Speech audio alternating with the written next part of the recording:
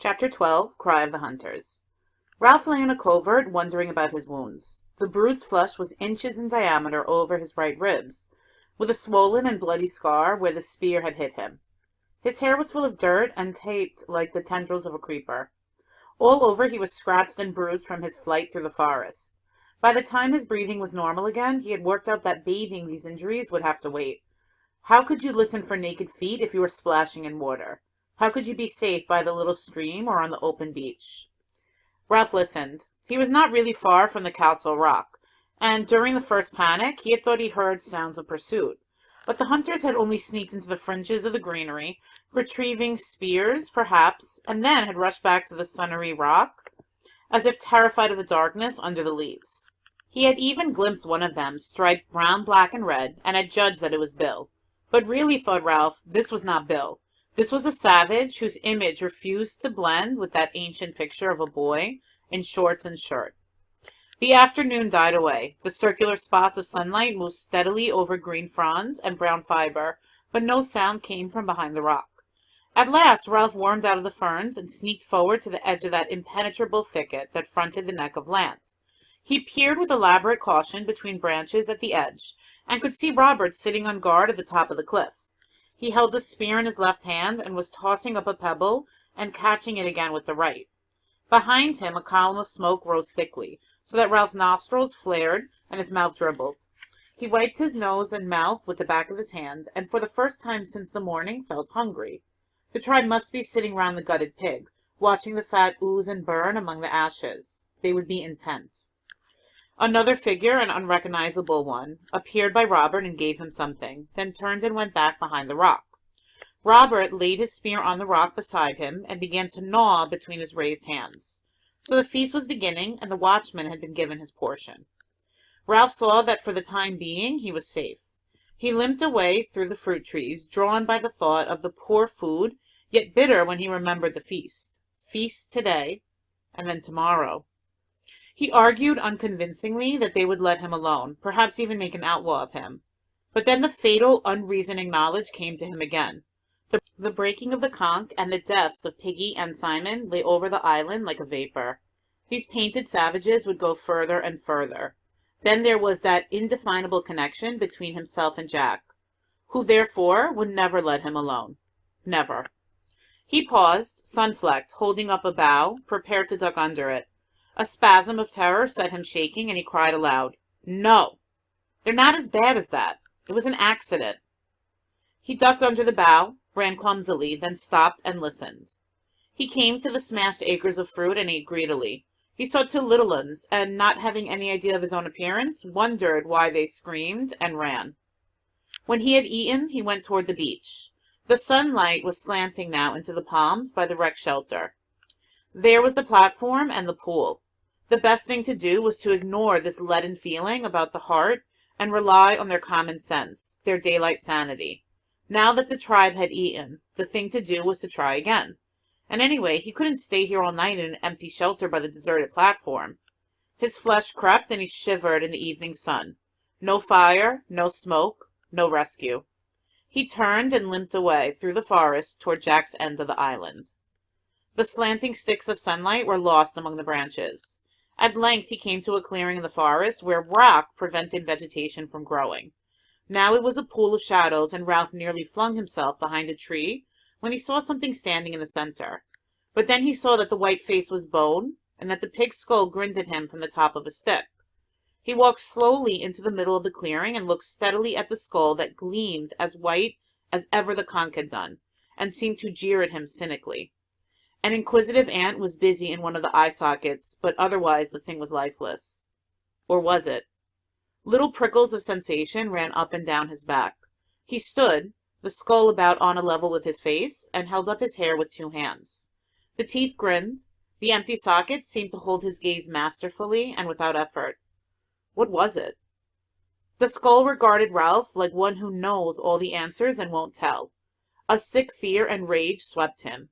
Fiercely he hit out at the filthy thing in front of him that bobbed like a toy and came back, still grinning into his face, so that he laughed and cried out in loathing.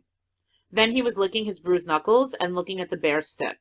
while the skull lay in 2 pieces, its grin now 6 feet across. He wrenched the quivering stick from the crack and held it as a spear between him and the white pieces. Then he backed away, keeping his face to the skull that lay grinning at the sky.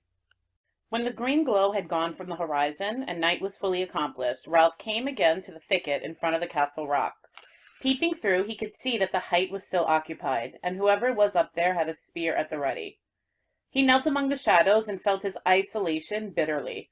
They were savages, it was true, but they were human, and the ambushing fears of the deep night were coming on. Ralph moaned faintly.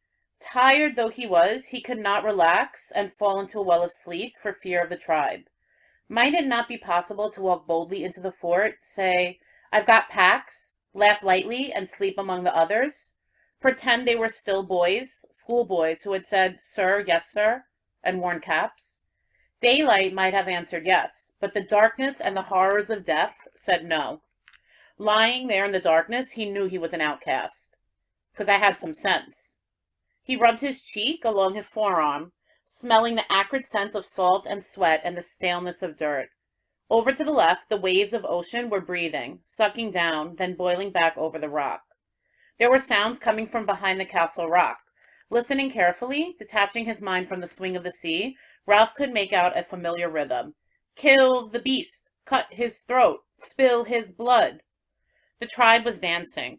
Somewhere on the other side of this rocky wall there would be a dark circle, a glowing fire, and meat. They would be savoring food and the comfort of safety. A noise nearer at hand made him quiver. Savages were clambering up the castle rock, right up to the top, and he could hear voices. He sneaked forward a few yards and saw the shape at the top of the rock change and enlarge. There were only 2 boys on the island who moved or talked like that. Ralph put his head down on his forearms and accepted this new fact like a wound. Sam and Eric were part of the tribe now. They were guarding the castle rock against him. There was no chance of rescuing them and building up an outlaw tribe at the other end of the island. Sam and Eric were savages like the rest. Piggy was dead, and the conch smashed to powder. At length the guard climbed down. The 2 that remained seemed nothing more than a dark extension of the rock. A star appeared behind them and was momentarily eclipsed by some movement. Ralph edged forward, feeling his way over the uneven surface as though he were blind. There were miles of vague water at his right, and the restless ocean lay under his left hand, as awful as the shaft of a pit. Every minute the water breathed round the death rock and flowered into the field of whiteness. Ralph crawled until he found the ledge of the entry in his grasp. The lookouts were immediately above him, and he could see the end of a spear projecting over the rock. He called very gently, "Sam and Eric." There was no reply. To carry, he must speak louder, and this would rouse those striped and inimical creatures from their feasting by the fire. He set his teeth and started to climb, finding the holds by touch. The stick that had supported a skull hampered him, but he would not be parted from his only weapon. He was nearly level with the twins before he spoke again. "Sam and Eric." He heard a cry and a flurry from the rock. The twins had grabbed each other and were gibbering. "It's me, Ralph." Terrified that they would run and give the alarm, he hauled himself up until his head and shoulders stuck over the top. Far below his armpit, he saw the luminous flowering round the rock. "It's only me, Ralph." At length they bent forward and peered in his face. We didn't know what it was. We thought." Memory of their new and shameful loyalty came to them. Eric was silent, but Sam tried to do his duty. "You gotta go, Ralph. You go away now." He wagged his spear and essayed fierceness. "You shove off, see?" Eric nodded agreement and jabbed his spear in the air. Ralph leaned on his arms and did not go. "I came to see you 2. His voice was thick. His throat was hurting him now, though it had received no wound. "I came to see you 2. Words could not express the dull pain of these things. He fell silent, while the vivid stars were split and danced all ways. Sam shifted uneasily. "Honest, Ralph, you'd better go." Ralph looked up again. "You 2 aren't painted. How can you—" If it were light, shame would burn them at admitting these things. But the night was dark. Eric took up, and then the twins started their antiphonal speech. "You gotta go because it's not safe. They made us. They hurt us." "Who? Jack?" "Oh, no." They bent to him and lowered their voices. "Push off, Ralph. It's a tribe. They made us. We couldn't help it." When Ralph spoke again, his voice was low and seemed breathless. What have I done? I liked him, and I wanted us to be rescued. Again the stars spilled about the sky. Eric shook his head earnestly. Listen, Ralph, never mind what sense. That's gone. Never mind about the chief. You gotta go for your own good. The chief and Roger? Yes, Roger. They hate you, Ralph. They're going to do you. They're gonna hunt you tomorrow. But why? I don't know. And Ralph, Jack, the chief says it'll be dangerous. And we've got to be careful and throw our spears like at a pig. We're going to spread out in a line across the island. We're going forward from this end until we find you. We've got to give signals like this. Eric raised his head and achieved a faint ululation by beating on his open mouth. Then he glanced behind him nervously. Like that. Only louder, of course. But I've done nothing, whispered Ralph urgently. I only wanted to keep up a fire. He paused for a moment, thinking miserably of the morrow. A matter of overwhelming importance occurred to him. What are you... He could not bring himself to be specific at first, but then fear and loneliness goaded him. When they find me, what are they going to do? The twins were silent. Beneath him, the death rock flowered again. What are they? Oh, God, I'm hungry. The towering rock seemed to sway under him. Well, what? The twins answered his question indirectly. You've got to go now, Ralph, for your own good. Keep away, as far as you can. Won't you come with me? 3 of us, we'd stand a chance. After a moment's silence, Sam spoke in a strangled voice. You don't know Roger. He's a terror. And the chief, they're both terrors. Only Roger. Both boys froze. Someone was climbing toward them from the tribe. He's coming to see if we're keeping watch. Quick, Ralph! As he prepared to let himself down the cliff, Ralph snatched at the last possible advantage to be wrung out of this meeting. I'll lie up close, in that thicket down there, he whispered, so keep them away from it. They'll never think to look so close. The footsteps were still some distance away. Sam, I'm going to be all right, aren't I? The twins were silent again. Here, said Sam suddenly, take this. Ralph felt a chunk of meat pushed against him and grabbed it. But what are you going to do when you catch me? Silence above. He sounded silly to himself. He lowered himself down the rock. What are you going to do? From the top of the towering rock came the incomprehensible reply. Roger sharpened a stick at both ends. Roger sharpened a stick at both ends. Ralph tried to attach a meaning to this, but could not. He used all the bad words he can think of in a fit of temper that passed into yawning. How long could you go without sleep? He yearned for a bed and sheets, but the only whiteness here was the slow, spilt milk, luminous round the rock 40 feet below, where Piggy had fallen. Piggy was everywhere, was on this neck, was become terrible in darkness and death. If Piggy were to come back now out of the water with his empty head, Ralph whimpered and yawned like a little one. The stick in his hand became a crutch on which he reeled. Then he tensed again. There were voices raised on the top of Castle Rock. Sam and Eric were arguing with someone, but the ferns and the grass were near. That was the place to be in, hidden, and next to the thicket that would serve for tomorrow's hideout. Here, and his hands touched grass, was a place to be in for the night, not far from the tribe, so that if the horrors of the supernatural emerged, one could at least mix with humans for the time being, even if it meant... What did it mean? A stick sharpened at both ends. What was there in that? They had thrown spears and missed. All but one. Perhaps they would miss next time, too. He squatted down in the tall grass, remembered the meat that Sam had given him, and began to tear at it ravenously. While he was eating, he heard fresh noises, cries of pain from Sam and Eric, cries of panic, angry voices. What did it mean? Someone besides him was in trouble, for at least one of the twins was catching it. Then the voices passed away down the rock, and he ceased to think of them. He felt with his hands and found cool, delicate fronds backed against the thicket. Here, then, was the night's lair. At first light, he would creep into the thicket, squeeze between the twisted stems, ensconce himself so deep that only a crawler like himself could come through, and that crawler would be jabbed. There he would sit, and the search would pass him by, and the cordon waver on, ululating along the island, and he would be free. He pulled himself between the ferns, tunneling in. He laid the stick beside him and huddled himself down in the blackness.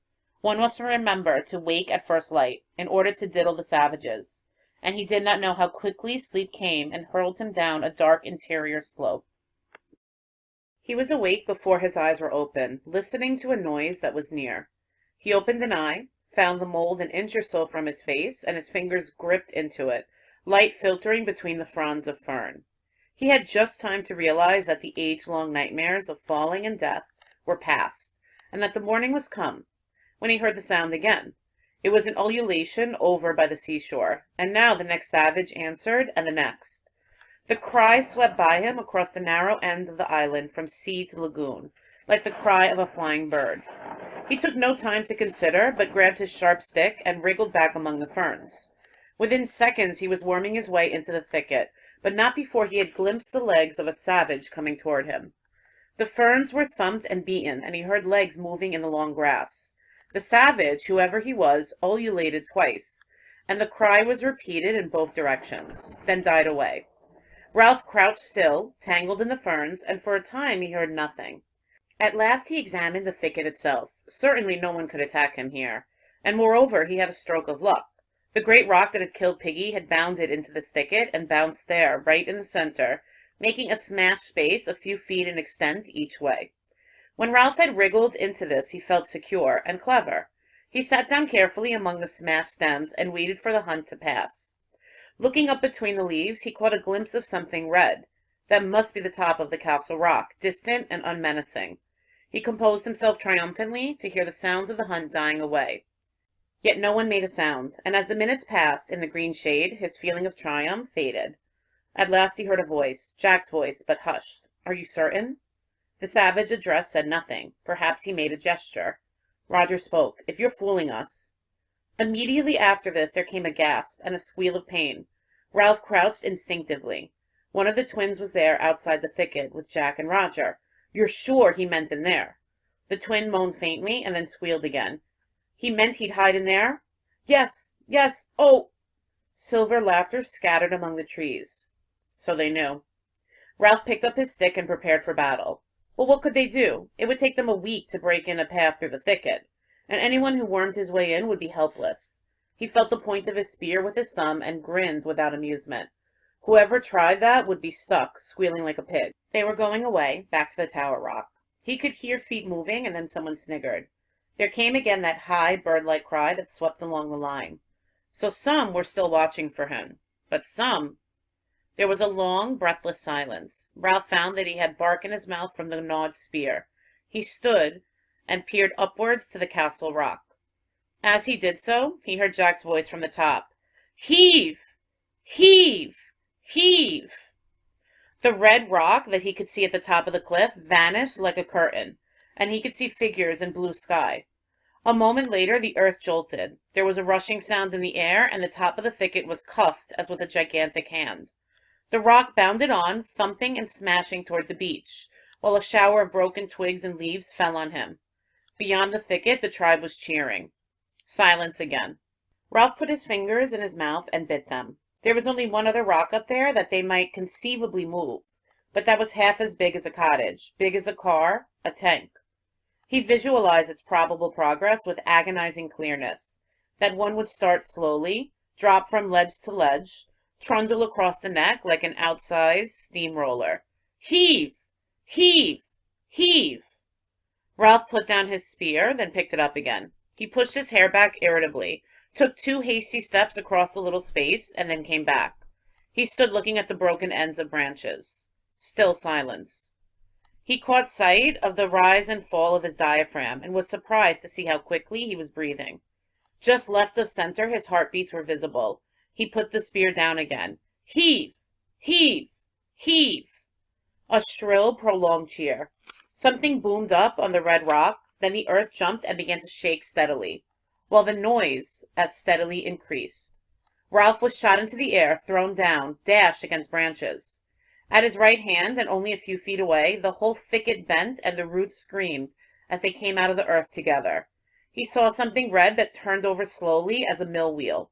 Then the red thing was past, and the elephantine progress diminished toward the sea.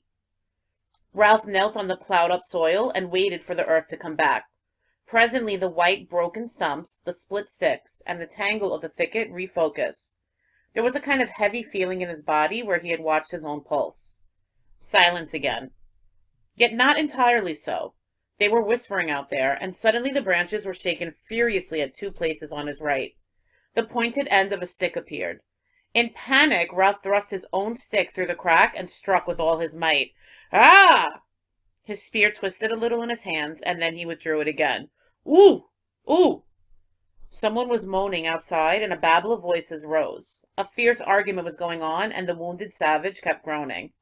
Then, when there was silence, a single voice spoke, and Ralph decided that it was not Jack's. See, I told you, he's dangerous. The wounded savage moaned again. What else? What next? Ralph fastened his hands round the chewed spear, and his hair fell. Someone was muttering, only a few yards away toward the castle rock. He heard a savage say, "No!" in a shocked voice. And then there was a suppressed laughter. He squatted back on his heels and showed his teeth at the wall of branches. He raised his spear, snarled a little, and waited. Once more the invisible group sniggered. He heard a curious trickling sound, and then a louder crepitation, as if someone were unwrapping great sheets of cellophane. A stick snapped, and he stifled a cough. Smoke was seeping through the branches in white and yellow wisps. The patch of blue sky overhead turned to the color of a storm cloud, and then the smoke billowed round him. Someone laughed excitedly, and a voice shouted, "Smoke!" He wormed his way through the thicket toward the forest, keeping as far as possible beneath the smoke. Presently he saw open space, and the green leaves of the edge of the thicket. A smallish savage was standing between him and the rest of the forest. A savage striped red and white and carrying a spear. He was coughing and smearing the paint about his eyes with the back of his hand, as he tried to see through the increasing smoke. Ralph launched himself like a cat, stabbed, snarling, with the spear, and the savage doubled up. There was a shout from beyond the thicket, and then Ralph was running with the swiftness of fear through the undergrowth. He came to a pig run, followed it for perhaps 100 yards, and then swerved off. Behind him the ululation swept across the island once more, and a single voice shouted 3 times. He guessed that was a signal to advance, and sped away again, till his chest was like fire. Then he flung himself down under a bush and waited for a moment till his breathing steadied. He passed his tongue tentatively over his teeth and lips, and heard far off the ululation of the pursuers. There were many things he could do. He could climb a tree, but that was putting all his eggs in one basket. If he were detected, they had nothing more difficult to do than wait. If only one had time to think! Another double cry at the same distance gave him a clue to their plan. Any savage balked in the forest would utter the double shout and hold up the line till he was free again. That way they might hope to keep the cordon unbroken right across the island. Ralph thought of the boar that had broken through them with such ease. If necessary, when the chase came too close, he could charge the cordon while it was still thin, burst through, and run back. But run back where? The cordon would turn and sweep again. Sooner or later he would have to sleep or eat, and then he would awaken with hands clawing at him, and the hunt would become a running down. What was to be done then? The tree? Burst the line like a boar? Either way, the choice was terrible. A single cry quickened his heartbeat, and, leaping up, he dashed away toward the ocean side, and the thick jungle, till he was hung up among creepers. He stayed there for a moment with his calves quivering. If only one could have quiet, a long pause, a time to think. And there again, shrill and inevitable, was the ululation sweeping across the island. At that sound he shied like a horse among the creepers, and ran once more till he was panting. He flung himself down by some ferns. The tree or the charge? He mastered his breathing for a moment, wiped his mouth, and told himself to be calm. Sam and Eric were somewhere in that line, and hating it. Or were they? And supposing, instead of them, he meant the chief, or Roger, who carried death in his hands. Ralph pushed back his tangled hair and wiped the sweat out of his best eye. He spoke aloud. Think! What was the sensible thing to do? There was no piggy to talk sense. There was no solemn assembly for debate nor dignity of the conch. Think! Most, he was beginning to dread the curtain that might waver in his brain, blacking out the sense of danger, making a simpleton of him. A third idea would be to hide so well that the advancing line would pass him without discovering him. He jerked his head off the ground and listened. There was another noise to attend to now, a deep grumbling noise, as though the forest itself were angry with him. A somber noise across which the ululations were scribbled excruciatingly as on slate. He knew he had heard it before somewhere, but had no time to remember. Break the line. A tree. Hide and let them pass. A nearer cry stood him on his feet, and immediately he was away again, running fast among thorns and brambles. Suddenly he blundered into the open, found himself again in that open space, and there was a fathom-wide grin of the skull, no longer ridiculing a deep blue patch of sky, but jeering up into a blanket of smoke. Then Ralph was running beneath trees, with the grumble of the forest explained. They had smoked him out and set the island on fire. Hide was better than a tree, because you had a chance of breaking the line if you were discovered. Hide, then. He wondered if a pig would agree, and grimaced at nothing. Find the deepest thicket, the darkest hole in the island, and creep in. Now as he ran, he peered about him. Bars and splashes of sunlight flitted over him, and sweat made glistening streaks on his dirty body. The cries were far now, and faint. At last he found what seemed to him the right place, though the decision was desperate. Here bushes and a wide tangle of creeper made a mat that kept out all the light of the sun. Beneath it was a space, perhaps a foot high, though it was pierced everywhere by parallel and rising stems. If you wormed into the middle of that, you would be 5 yards from the edge, and hidden, unless the savage chose to lie down and look for you. And even then you would be in darkness, and if the worst happened and he saw you, then you had a chance to burst out at him, fling the whole line out of step, and double back. Cautiously, his stick trailing behind him, Ralph wormed between the rising stems. When he reached the middle of the mat, he lay and listened. The fire was a big one, and the drum roll that he had thought was left so far behind was nearer. Couldn't a fire outrun a galloping horse? He could see the sun-splashed ground over an area of perhaps 50 yards from where he lay, and as he watched, the sunlight in every patch blinked at him. This was so like the curtain that flapped in his brain that for a moment he thought the blinking was inside him. But then the patches blinked more rapidly, dulled, and went out, so that he saw that a great heaviness of smoke lay between the island and the sun. If anyone peered under the bushes and chanced to glimpse human flesh, it might be Sam and Eric, who would pretend not to see and say nothing. He laid his cheek against the chocolate-covered earth, licked his dry lips, and closed his eyes.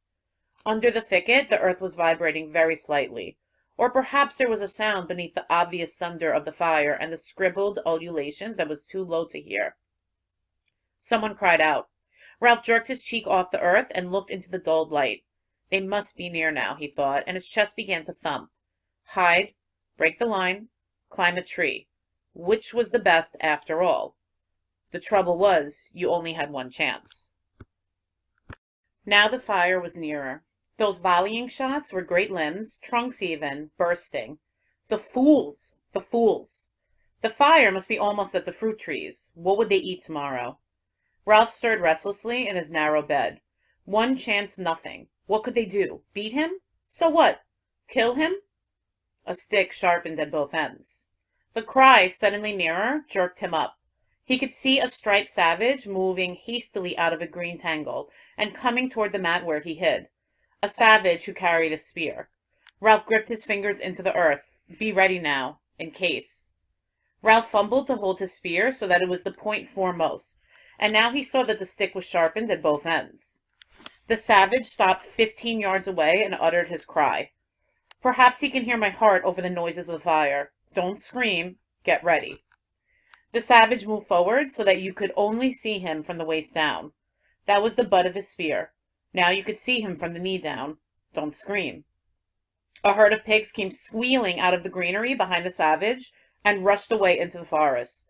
Birds were screaming, mice shrieking, and a little hopping thing came under the mat and cowered. 5 yards away the savage stopped, standing right by the thicket, and cried out. Ralph drew his feet up and crouched. The stake was in his hands. The stake sharpened at both ends. The stake that vibrated so wildly, that grew long, short, light, heavy, light again. The ululations spread from shore to shore. The savage knelt down by the edge of the thicket, and there were lights flickering in the forest behind him. You could see a knee disturb the mold. Now the other. 2 hands. A spear. A face. The savage peered into the obscurity beneath the thicket. You could tell that he saw light on this side and on that, but not in the middle, there. In the middle was a blob of dark, and the savage wrinkled up his face, trying to decipher the darkness. The seconds lengthened. Ralph was looking straight into the savage's eyes. Don't scream. You'll get back. Now he's seen you. He's making sure. A stick sharpened. Ralph screamed, a scream of fright and anger and desperation. His legs straightened. The screams became continuous and foaming. He shot forward, burst the thicket, was in the open, screaming, snarling, bloody. He swung the stake and the savage tumbled over. But there were others coming toward him, crying out. He swerved as a spear flew past and then was silent, running. All at once the lights flickering ahead of him merged together. The roar of the forest rose to thunder, and a tall bush directly in his path burst into a great fan-shaped flame. He swung to the right, running desperately fast, with the heat beating on his left side, and the fire racing forward like a tide. The ululation rose behind him and spread along, a series of short, sharp cries, the sighting call. A brown figure showed up at his right and fell away. They were all running, all crying out madly. He could hear them crashing in the undergrowth, and on the left was the hot, bright thunder of the fire. He forgot his wounds, his hunger and thirst, and became fear. Hopeless fear on flying feet, rushing through the forest toward the open beach. Spots jumped before his eyes and turned into red circles that expanded quickly till they passed out of sight. Below him, someone's legs were getting tired, and the desperate ululations advanced like a jagged fringe of menace and was almost overhead. He stumbled over a root, and the cry that pursued him rose even higher. He saw a shelter burst into flames, and the fire flapped at his right shoulder, and there was the glitter of water. Then he was down, rolling over and over in the warm sand, crouching with arm to ward off, trying to cry for mercy. He staggered to his feet, tense for more terrors, and looked up at a huge peaked cap. It was a white-topped cap, and above the green shade of the peak was a crown, an anchor, gold foliage. He saw white drill, epaulets, a revolver, a row of gilt buttons down the front of a uniform. A naval officer stood on the sand, looking down at Ralph in wary astonishment. On the beach behind him was a cutter, her bows hauled up and held by two ratings. In the stern sheets, another rating held a submachine gun. The ululation faltered and died away. The officer looked at Ralph doubtfully for a moment, then took his hand away from the butt of the revolver. "Hello." Squirming a little, conscious of his filthy appearance, Ralph answered shyly, "Hello." The officer nodded as if a question had been answered. "Are there any adults, any grown-ups with you?" Dumbly, Ralph shook his head. He turned a half-pace on the sand. A semicircle of little boys, their bodies streaked with colored clay, sharp sticks in their hands, were standing on the beach, making no noise at all. "Fun and games," said the officer. The fire reached the coconut palms by the beach and swallowed them noisily. A flame, seemingly detached, swung like an acrobat and licked up the palm heads on the platform. The sky was black. The officer grinned cheerfully at Ralph. "We saw your smoke. What have you been doing? Having a war or something?" Ralph nodded. The officer inspected the little scarecrow in front of him. The kid needed a bath, a haircut, a nose wipe, and a good deal of ointment. "Nobody killed, I hope. Any dead bodies?" "Only two, and they've gone." The officer leaned down and looked closely at Ralph. "Two? Killed?" Ralph nodded again. Behind him, the whole island was shuddering with flame. The officer knew, as a rule, when people were telling the truth. He whistled softly. Other boys were appearing now, tiny tots, some of them, brown, with the distended bellies of small savages. One of them came close to the officer and looked up. I'm... But there was no more to come. Percival Wemyss Madison sought in his head for an incantation that had faded clean away. The officer turned back to Ralph. "We'll take you off. How many of you are there?" Ralph shook his head. The officer looked past him to the group of painted boys. "Who's boss here?" "I am," said Ralph loudly. A little boy who wore the remains of an extraordinary black cap on his red hair, and who carried the remains of a pair of spectacles at his waist, started forward, then changed his mind and stood still. "We saw your smoke. And you don't know how many of you there are?" "No, sir." "I should have thought," said the officer as he visualized the search before him, "I should have thought that a pack of British boys, you're all British, aren't you, would have been able to put up a better show than that. I mean, it was like that at first, said Ralph. Before things... He stopped. We were together then. The officer nodded helpfully. I know, jolly good show, like the Coral Island. Ralph looked at him dumbly. For a moment he had a fleeting picture of the strange glamour that had once invested the beaches. But the island was scorched up like dead wood. Simon was dead, and Jack had... The tears began to flow, and sobs shook him. He gave himself up to them now for the first time on the island, great shuddering spasms of grief that seemed to wrench his whole body. His voice rose under the black smoke before the burning wreckage of the island, and infected by that emotion, the other little boys began to shake and sob too. And in the middle of them, with filthy body, matted hair, and unwiped nose, Ralph wept for the end of innocence, the darkness of man's heart, and the fall through the air of the true, wise friend called Piggy. The officer, surrounded by these noises, was moved and a little embarrassed. He turned away to give them time to pull themselves together, and waited, allowing his eyes to rest on the trim cruiser in the distance.